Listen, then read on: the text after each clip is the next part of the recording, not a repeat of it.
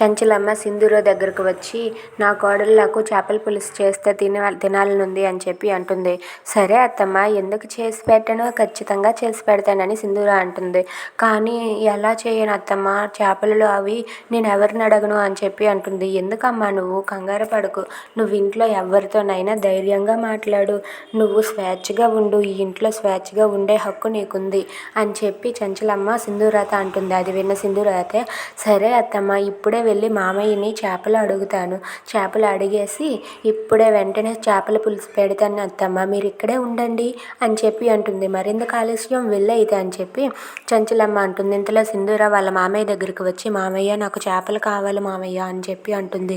ఇదంతా విన్న చంటిబాబు అయితే, నేను చేపలు బాగా పడతాను బాబాయ్, నేను ఇప్పుడే వెళ్ళి చేపలు తీసుకొని వస్తాను అని చెప్పి చంటిబాబు అంటాడు. అది విన్న వాళ్ళ బాబాయ్ అయితే, రే నీకెందుకు రా, నీకు చెప్పారా, నువ్వు నోరు మూసుకొని ఉండు, లేదంటే మళ్ళీ నీ ప్రాణాల మీదకి తెచ్చుకుంటావు అని చెప్పి అంటూ ఉంటాడు.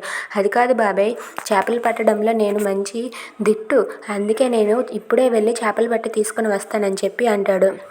ఇంతలో వాళ్ళ మామయ్య అయితే పాలేరుని పిలిచి చేపలు తీసుకొనిరా అని చెప్పి అంటారు. Thanks for watching friends, please subscribe our channel. Thank you.